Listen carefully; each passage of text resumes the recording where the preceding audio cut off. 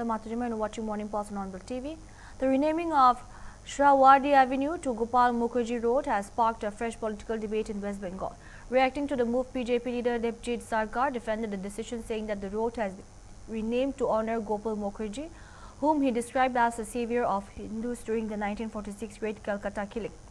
Sarkar also questioned why no road has been named after historian Dr. Ramesh Chandra Majumdar, whom he said was the only Hindu vice-chancellor of Dhaka University. Referring to the 1946 violence, the BJP leader claimed it was a targeted attack on Hindus and alleged that Gopal Mukherjee led the Hindu retaliation during the period. He said that renaming was intended to recognize Mukherjee's role and commemorate his contribution. उन्होंने सब तो जिहादी के साथ ही रहना पसंद करते हैं। एक बात बताइए, ये बाद में हम इसमें कोई भी टिप्पणी करने के पहले डॉक्टर रमेश चंद्र मजूमदार, वो भी वीसी थे, वो भी ढाका यूनिवर्सिटी का वीसी थे, एकमात्र हिंदू वीसी टिल डेट। उनके नाम पे कहाँ रास्ता है ढाका शहर में या तमाम बांग्लादेश में या पूर्व पाकिस्तान जब थे, तो ऐसा नहीं होता। हमारा गोपाल मुखोपाध्याय जो थे, उन्होंने 1946 का ग्रेट कैलकाटा किलिंग जब हुआ था, तो उसी किलिंग जिन्होंने आक्रमण किए थे पश्चिम ये कलकत्ता में रहने वाला हिंदुओं के ऊपर, तो नोआखली राइड भी हुआ था, खुलना भी हुआ था, 76 जगह पे हुए थे, छोटा बड़ा मिलाकर। ये तो एक तरफा पोग्राम था हिंदुओं के खिलाफ, ऐसा नहीं था कोई दंगा, ऐसा फसाद ऐसा नहीं था। Is a design pogrom against Hindus and that been declared by Mohammad Ali Jinnah and others. उसके उस समय पे ये गोपाल मुखोपाध्याय उर्फ गोपाल पट्टा, उन्होंने हिंदू 16 दोपहर से दंगा, वो प्रोग्राम शुरू हुआ, हंगामा 17 तक सरकार ने, तो बंगाल प्रोविंशियल सरकार ने कुछ नहीं किया उसको बचाने के लिए, हिंदुओं को बचाने के लिए।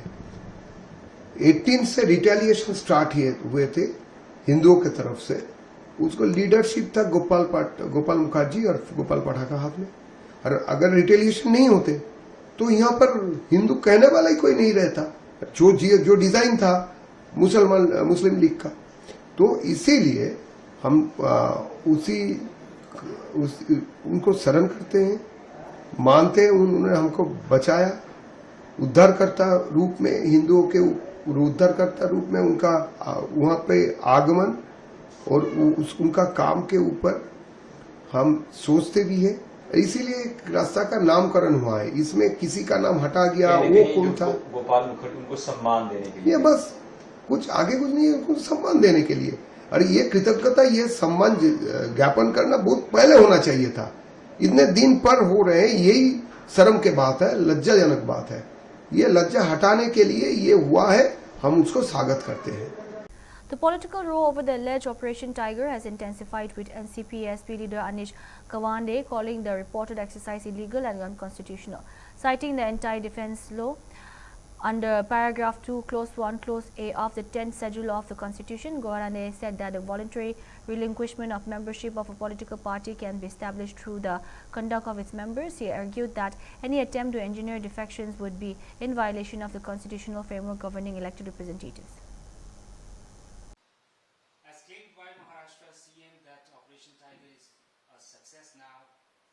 The rebel MPs are going to hold a press conference this evening. How do you see this entire episode unfolding? You know, Operation Tiger is both illegal and unconstitutional. Under paragraph 2, section A of the 10th schedule of the Indian Constitution, the anti-defection law makes it perfectly clear that voluntary relinquishment of a political party's membership can be proven through conduct of its members. This has been upheld in Ravi Naik versus Union of India, a sort of judgment that goes back to 1994. The very fact that these 6 MPs had not signed on the letter that they were meant to submit to the Speaker before a calling of a parliamentary party meeting that was sort of chaired by Arvind Savant ji and Anil Desai ji. The very fact this cloak and dagger politics has been playing out in Maharashtra, with MPs reportedly going from Mumbai to Jaipur to Dehradun to Amritsar to Varanasi and God knows where else before finally making their way back to Mumbai, shows you that the intent is not correct here, and neither is the process. In any well-meaning democracy, in any functional democracy, this would not be allowed to happen. But as an opposition, we've grown used to this. Our comment is simple. Ab ki baar 500 par. Please go ahead and break away all our MPs. But after that, please govern. After that, please conduct the NEET correctly. After that, please fix the unemployment crisis. The political war of words between Maharashtra has intensified, with Shiv Sena leader Sanjay Nipuram launching a sharp attack on Shiv Sena UBT MP Sanjay Rawat and the party leadership. Nirumbam claimed that the exodus of MP from Shiv Sena reflects growing dissatisfaction within the party, alleging that its leadership has failed to engage with party workers and elected representatives. He further claimed that MPs and MLAs have been unable to communicate with the leadership, leading to frustration and prompting several leaders to leave the party. Raut कह रहे हैं कि बच्चा चोरी का gang market में घूम रहा है और यही वजह है कि हमारे जो 6 लोग थे उन्हें भी चुरा करके एक बड़ी पार्टी बनाने की कोशिश की जा रही है। अब ऐसा है कि उनकी पार्टी अपने बच्चों का ख्याल ही नहीं रख रहे हैं, तो उनके बच्चे पार्टी छोड़ के जा रहे हैं। भाई जो एमपी आज प्रवेश करने आ रहे हैं, उन सारे एमपी की पहली शिकायत ये है कि लीडरशिप उनका पूरी तरह से फेल हो गया। वो एक्शन मोड में नहीं रहता, जमीन पे नहीं रहता, ग्रास रूट पे नहीं रहता, लोगों के पीछे नहीं रहता, वो एमपी एमएलए के साथ संवाद नहीं करता, वो एमपी एमएलए का फोन तक नहीं लेते, घर पे रह के नहीं मिलते, पूरी पार्टी घर से चलाते हैं। तो ऐसे लीडरशिप से नाराज होकर के सारे एमपीज निकल रहे हैं। तो हमने बच्चा चोरी नहीं की, खुद उनके बच्चे उनका घर छोड़ के भाग रहे हैं, तो हम क्या कर सकते हैं। संजय राउत जो है ये हवाला दे रहे हैं कि ये बड़ी पार्टी शिंदे गुट की इसलिए बनाई जा रही है ताकि कल का ये झुंड अमित शाह के काम आए पीएम पद के लिए। 2029 में कितनी सीटें आएंगी, क्या आएंगी, किसी को पता नहीं है। संजय राउत इस प्रकार के झूठ और बेबुनियाद बातों के लिए कुख्यात है पूरे देश में। तो ऐसे कुख्यात लोगों की बातों पर भरोसा मत करिए। मुद्दा ये है कि ये सब स्थानीय समीकरणों की वजह से हो रहा है। किसी पार्टी के एमपी या एमएलए अगर अपने लीडर से नाराज हैं, तो वो छोड़ के निश्चित तौर पर कोई दूसरा ठिकाना ढूंढेंगे जहां वो अपना पॉलिटिकल फ्यूचर सिक्योर महसूस कर सके, इसलिए इधर आए। देखो, जिस तरीके से हमने देखा कि ऑपरेशन टाइगर जो हम कह रहे हैं, उस पूरे दौरान जो बयानबाजी हुई, खास करके सुना उद्धव बाला साहब ठाकरे पार्टी की तरफ से उनके मुख्य प्रवक्ता ने जो बयानबाजी की संजय राउत ने, गाली गलौज का जिस तरीके से प्रयोग हुआ और खुलेआम प्रयोग हुआ, एक बार से ज्यादा बार हुआ, उन्होंने बार बार ये भी कहा कि कट मत करना इसे आप किस तरीके से देखते? पहले वो भाषा बहुत गलत बात थी वो, इसलिए कि 2 दिन पहले तक आप अपने सारे एमपीज को आदरणीय बता रहे हैं, उनके लिए आपके दिल से प्रेम उमड़ रहा है, और जैसे ही पता चला कि आपको छोड़ के ये जा रहे हैं, उनको गालियां दे रहे हैं, आप उनको बिकाऊ कर रहे हैं, उनको बेईमान कह रहे हैं। तो इस तरह की भाषा का इस्तेमाल करके उबाठा वाले अपने संस्कारों का परिचय दे रहे हैं। और जिन एमपीज को इस देश में ऑनरेबल एमपी माना जाता है, उनको पूरा अधिकार है किसी से मतभेद रखने का या पार्टी छोड़ने का या दल बदल करने का। एक संविधान और दल बदल विरोधी कानून के दायरे में रह के कोई भी व्यक्ति इस तरह का फैसला कर सकता है, लेकिन अगर वो एक वैधानिक फैसला कर रहा है तो उसको गाली देना एक सरासर पाप है। डंके की चोट पे आंकड़े भी लिखते हैं कि 15 करोड़ लिए गए, फिर 50 करोड़ लिए गए। संजय राउत एक बहुत बड़ा झूठा इंसान है। मैं उसको चैलेंज करता हूं कि किसी एमपी को कितना दिया गया, क्या दिया गया, वो साबित करके दिखा दे। ये रोज नया नया आंकड़ा दे दे करके उसको सनसनी क्रिएट करता है। सच यह है कि सारे एमपी अपने अपने क्षेत्र में विकास का काम करने के लिए और अपने नेतृत्व से नाराज और असंतोष होकर के निकल के आ रहे हैं। एक और महत्वपूर्ण बात थी, उन्होंने आरोप लगाया था कि सरकार प्रभाव डाल करके पवन राजन निम्बालकर केस का फैसला बदल सकती है और यही शर्त रखी गई है ओम राजे निम्बालकर को आने के लिए। फैसला भले ही ओम राजे निम्बालकर के खिलाफ गया है, लेकिन ओम राजे निम्बालकर तो आ गए हैं शिवसेना में ऑपरेशन टाइगर के तहत। तो ये जो आरोप था कि सरकार न्यायपालिका पे दबाव डाल के अपने मनमाफी फैसला ला सकती है, दिलवा सकती है, ये गलत साबित हुआ। ये संजय राउत जैसा मूर्ख आदमी ही बोल सकता है कि न्यायपालिका में कल क्या होगा ये हम तय करेंगे। हमारे देश में न्यायपालिका एक स्वतंत्र व्यवस्था है। किसी भी केस के मामले में उनके पास जो दलीलें होती हैं, जो सबूते होते हैं, उसके आधार पर न्यायपालिका या माननीय जज महोदय एक फैसला करते हैं और उसको किसी राजनीतिक घटना से जोड़ के देखना, ये संजय राउत की फ्रस्ट्रेशन स्थापित करता है। Following the presentation of the West Bengal State Budget, Finance Minister Swapan Dasgupta outlined the government's key priorities, saying that budget focuses on improving awareness of central government welfare schemes, addressing the concerns of people across the state and creating a more business-friendly environment. The minister said that the government aims to ensure that citizens are informed about the benefits available under various schemes, while also taking steps to resolve public issues and strengthen investors' confidence through a pro-business approach. देखिए, पहले हम लोग का objective था कि इतना दिन पश्चिम बंगाल भारत सरकार से अलग हो गए थे, तो भारत सरकार का क्या स्कीम है या नहीं है इन लोगों को किसी को पता नहीं था। तो हमारा स्पीच थोड़ा लंबा हुआ है जी, क्योंकि लोग 90 मिनट थोड़ा लंबा हुआ। इसका कारण था, और ज़्यादा भी हो सकता था, लेकिन हम बहुत स्किप किया। लेकिन इसका कारण है कि लोगों को बताना पड़ा कि ये स्कीम है, ये स्कीम है, ये स्कीम है, ये स्कीम से आप फ़ायदा ले सकते हैं। तो एक तो ये था। सेकंड जो हम लोग का इस बार ऑब्जेक्टिव था कि एक सारा बंगाल में बहुत सा लोगों का क्षोभ था। ये डीए में क्षोभ था, आपको करप्शन में क्षोभ था, सब कुछ। तो छोटा छोटा लेवल में उस सब क्षोभ का ये थोड़ा समाधान करने का प्रयास किया। और फाइनली हम लोग कहा कि एक कॉन्फिडेंस बिल्डिंग मेजर था सिंगूर के बाद कि इंडस्ट्री यहाँ काम नहीं करेगा, इधर चल रहा नहीं, inhospitable to industry.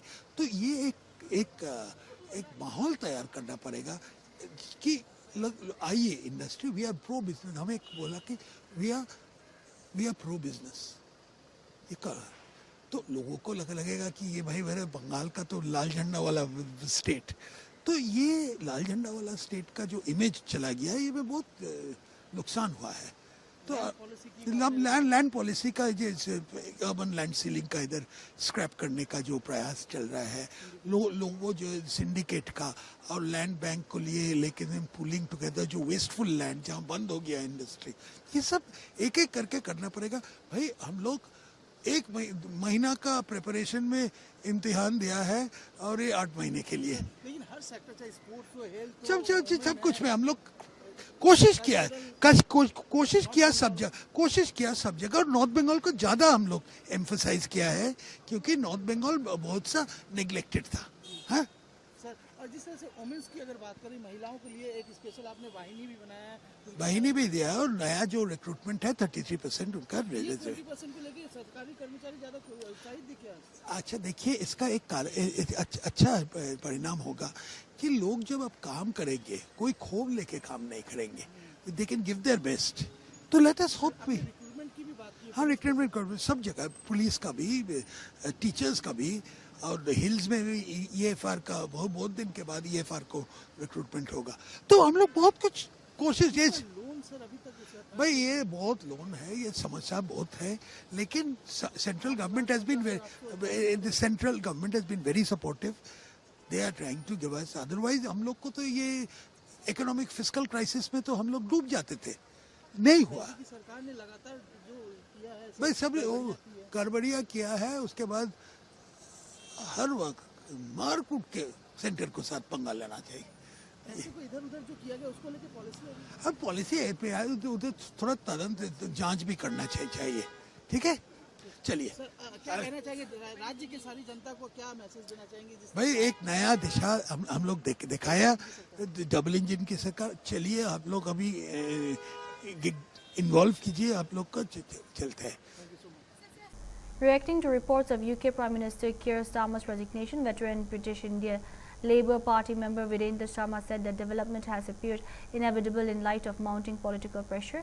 Sharma attributed the situation to the party's performance in the recent local government elections, saying that results intensified scrutiny of the leadership and increased pressure on Starmer from both within the Labour Party and among the wider public. in my view, it was written on the wall that he will go. Unfortunately, the local government elections results put more pressure on the leadership, as he's the focus, and everybody felt, when I say everybody, within the party and in the public as well. The other side of the concerns were when Prime Minister's judgments were under question, appointments made to the House of Lords, ambassador to USA, a few others, and also the questions were raised on the staffing at the 10 Downing Street in his office. So all these concerns, it is a combination of all those areas which was raised in the public. But then question was that who will be the next?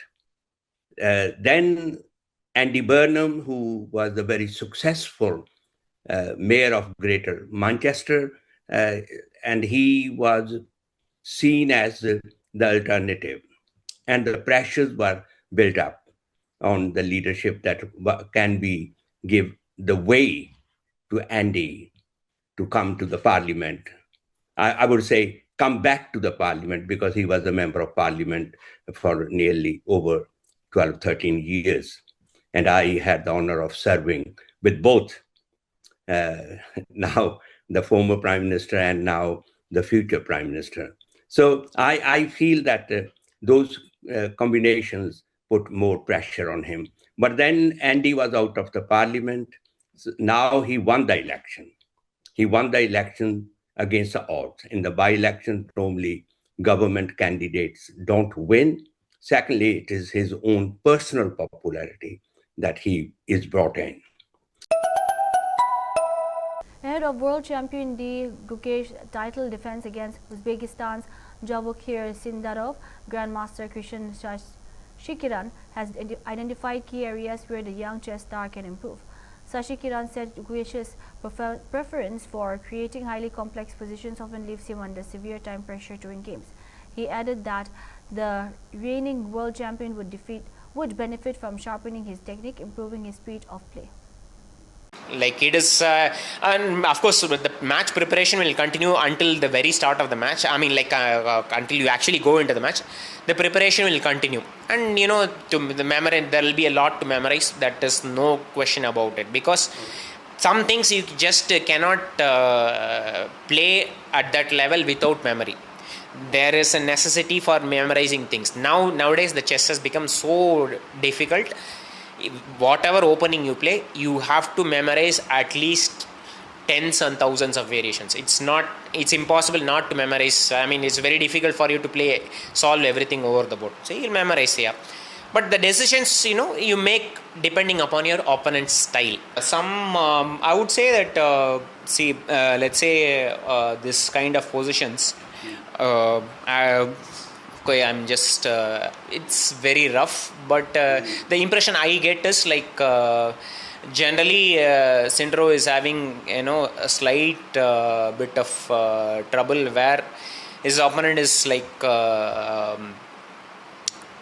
having like slightly better end game, and then this is the case for all players almost. When your opponent is having a slightly better end game and is basically pushing without risk, yeah. So this is very, very difficult for any chess player to handle, yeah.